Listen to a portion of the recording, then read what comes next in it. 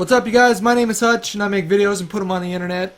And today is Monday, February 23rd, 2015. And I'm doing my vlog today. I didn't do a vlog last weekend or this last weekend that we just had, but I figured I'd make it up for you by doing one. Hey, autofocus.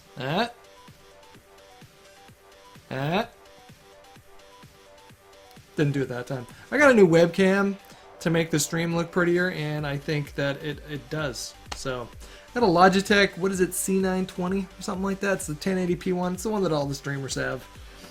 All the cool kids have this one. But yeah, I wanted to make it sort of like a tradition that I reply to some of your comments on these sort of vlogs. So that's what I'm gonna do. The first comment is from Chemdog91, who said, "Sorry Hutch, yet again you are wrong. Every human has an endocannabinoid signaling system in their body. Phytocannabinoids help to modulate this system. Every human is built for cannabis." Okay. Well, here's the thing. Like, if you do even, like, the most minimal amount of research, and if you guys are confused at all what this guy's referencing right now, I did a video a couple weeks ago where I talked about how I used to smoke a lot of pot and now I can't anymore because it causes a great amount of anxiety and to a certain extent paranoia, but not in a sense of I think people are out to get me. It's just this really incredibly intensified self-awareness that is really uncomfortable. So all the focus becomes directed inwards instead of experiencing like a movie or music or something like that. All of my attention is focused inwards in my thoughts and in how I'm feeling at the time. And it becomes really, really uncomfortable. I don't know what this guy's referring to right now, and someone else in the comments also said that they quoted Joe Rogan as saying that if you can't smoke weed, then that's your body or your mind telling you that there's something that you need to take care of right now, which I suppose maybe in some respects I agree with, but this whole cannabis one-size-fits-all argument is just simply not true. And even the most like minute amount of Google Wikipedia research will show you that people that are predisposed to any kind of emotional or mental disorder, what we call disorders, people who are predisposed to anxiety or depression or some kind of mental illness like schizophrenia or bipolar disorder, anything that makes you feel sort of dissociative, which anxiety alone can do that. Cannabis can actually exacerbate the feeling of feeling dissociated. And so in that respect, no, it's not for everybody.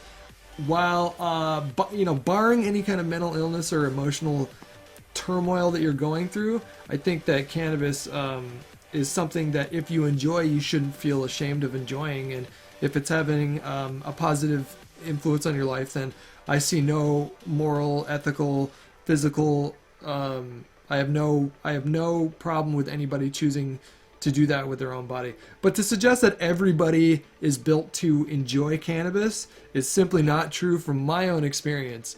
And from what I saw in the comments last week, there were a lot of people that also empathized with my experience with cannabis and the reason why I can't smoke it anymore.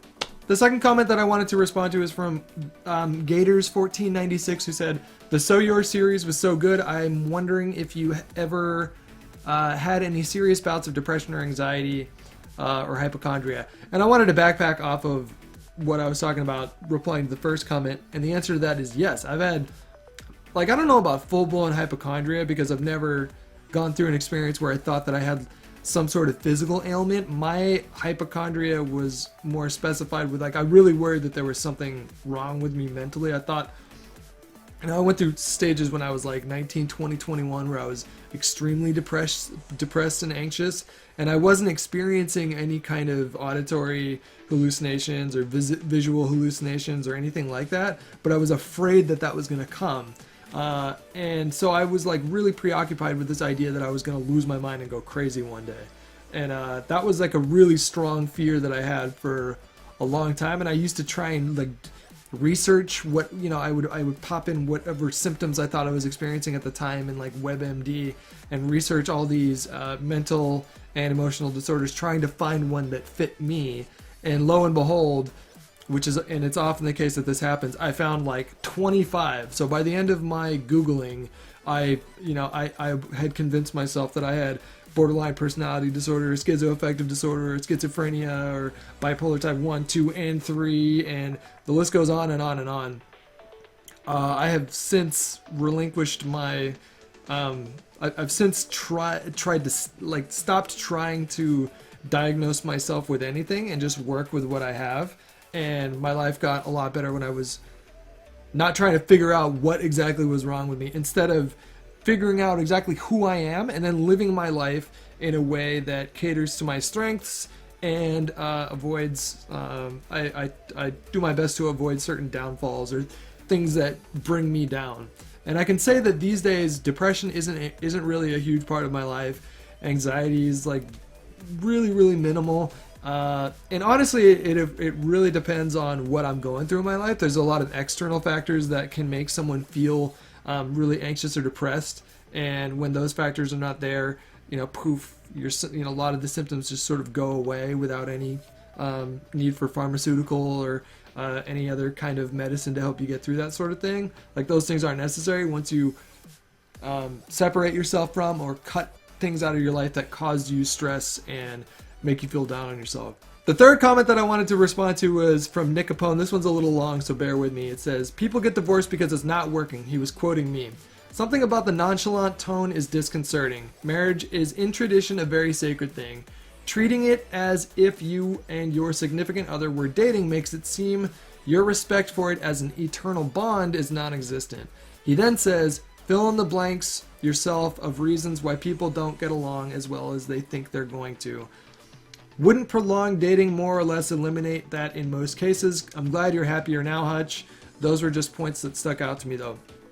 This is one of those comments that, while it's critical, I have no problem with, and I respect the fact that this person wrote a comment in a way that was not insulting. He was just pointing out what he felt was some sort of a disconnect in what I was talking about, or some sort of point that maybe wasn't too logical or he disagreed with. And yeah, I do agree with you. If my ex and I had dated longer than we had, which was, we didn't date, we eloped. We met up after not seeing each other for years. Truthfully, granted, we did know each other for a long time before all this, but a lot of years passed, and instead of getting to know each other again and spending time with each other, we just jumped like out of the frying pan and into the fire and just immediately got married. And that proved to be not a very wise thing for me to do. Had it worked out, it would have been a really romantic story and people would be singing my praises. But because it didn't work out, I was yet another statistic. I was yet another one of those people that turn into a statistic of, when you rush into a relationship, chances are it isn't going to work out. And as far as your point on marriage being a very sacred, eternal bond that two people choose to make with each other, okay, I can understand in some respects separating marriage from dating someone, and maybe there should be a separation in terms of the level of commitment you have towards someone should be a lot greater when you're married.